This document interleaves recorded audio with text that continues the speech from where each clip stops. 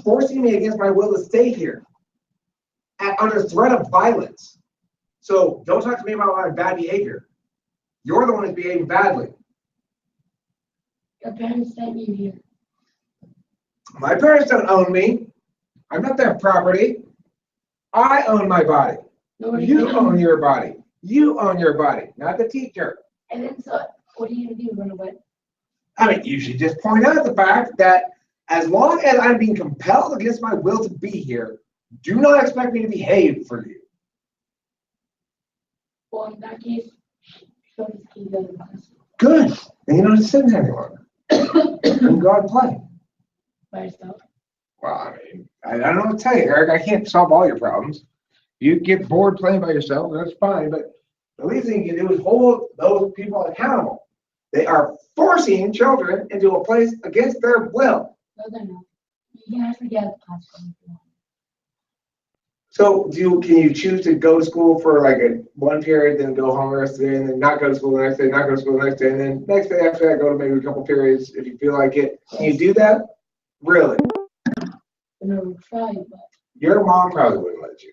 That's a different matter. Your parents are your regents. They're your guardians until you reach your adulthood. And so they get to exercise some of your autonomy for you prior to you reaching the age of consent. However, your school teachers are not that. And while they may be functioning in loco parentis, you need to start establishing right away that your parents may be your regents, but they're not your owners. And that doesn't afford the school any legitimacy in what they're doing to you.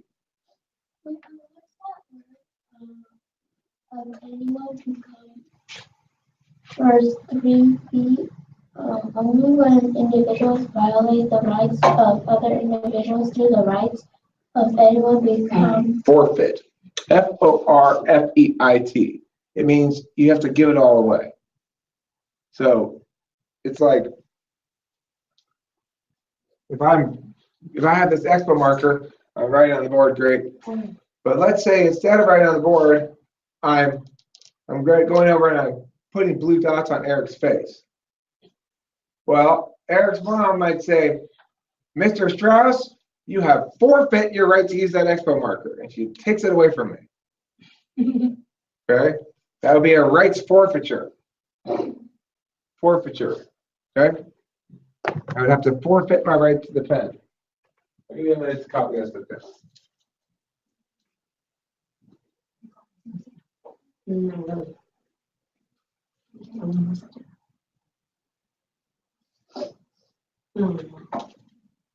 Trying to find a way I can borrow books and read like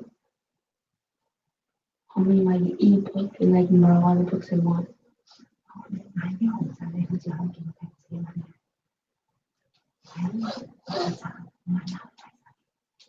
So what do you borrow? You have to buy it. Because the library doesn't collect new books, you know.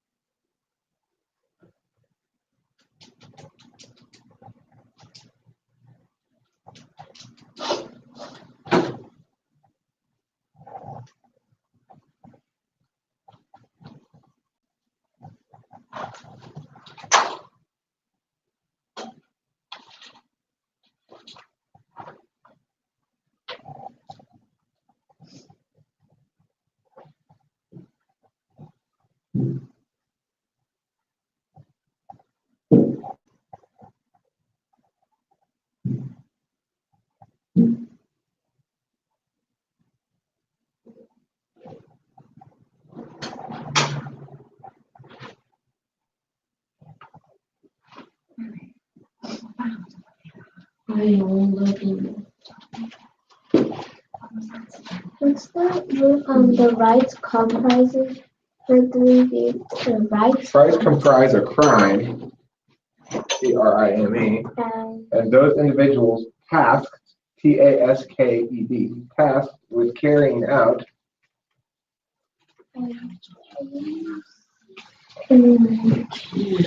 Jesus Christ. How you say it?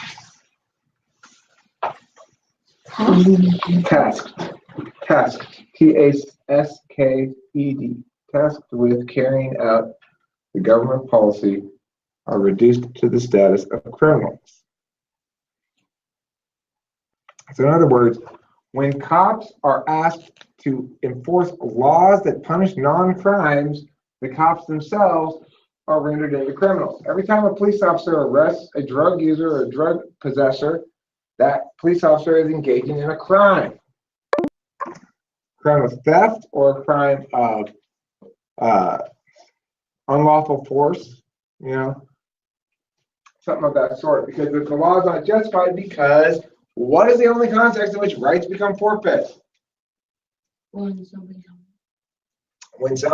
you violate the rights of another person, then your rights become forfeit. If you don't violate the rights of another person, then your rights do not become forfeit.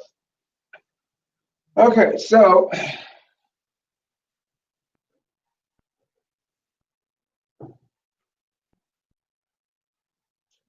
four then is a simple point. President can easily be elected in a non-rights violating way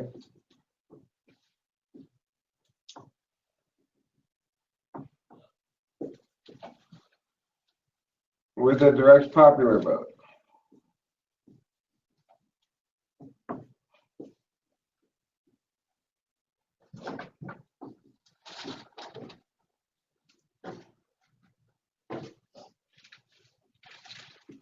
Solves for 14th and 1st.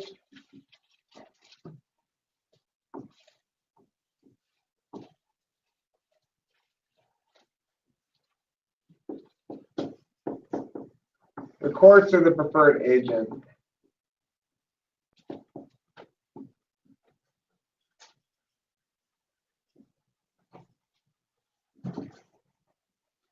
All right, that's it. That's all we're writing down today. After you copy that down, you're done with your hand-breaking activity. And then we can talk. It's not breaking it? Oh. Well, you got a tougher hand than me, I guess.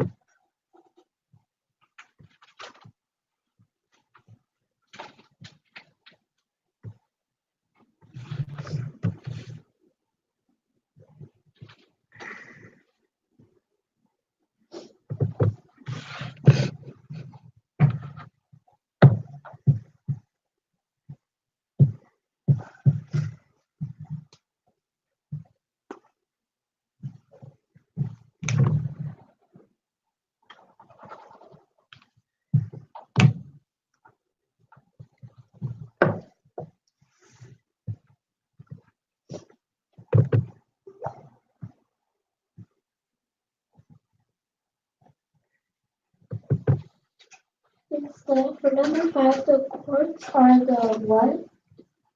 Courts are the preferred agent.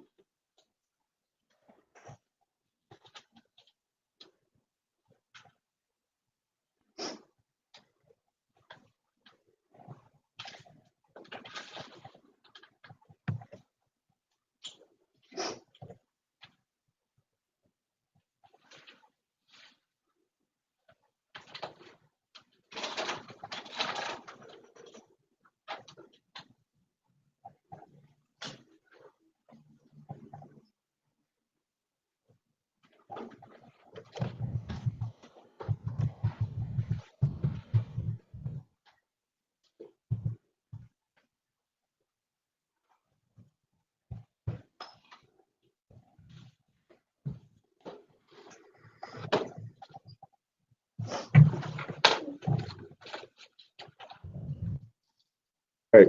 So I guess any questions about this? Let me ask you guys this. What does enumerated powers mean? Enumerated power. This is an important thing I want to make sure we understand. If we had enumerated powers in this classroom, let's pretend we had it for the students. An enumerated powers list is one that says everything you can do is on this list. If it's not on this list, you cannot do it. So if our classroom's list of enumerated powers was students can write notes, they can ask questions, and they can go to the bathroom. All die already because you have to something. Right. Okay. So remember, enumerated powers says if it's not on the list, you can't do it. Now, obviously, Congress's enumerated powers doesn't say Congress can breathe because it's about Congress, not Congress people. But yeah, remember that. So the federal government is one of enumerated powers. Are the state governments ones of enumerated powers? No, state governments are not enumerated powers because the states are supposed to be our actual main governing body. The federal government is supposed to govern the states. Okay. Any other questions you guys have about this stuff? We covered a lot of stuff tonight. I know it's going to take a little while to sink into your brain.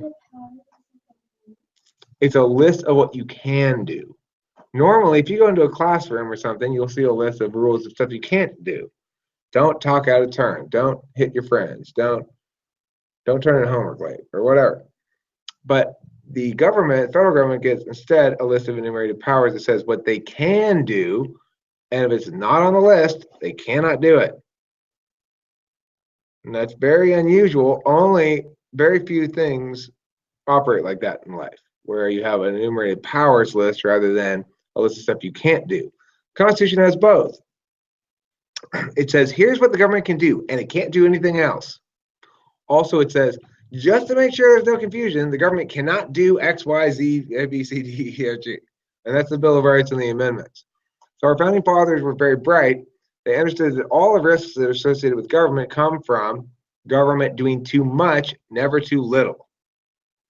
So that's why it's set up the way it is. Any other questions? Okay, we're done tonight.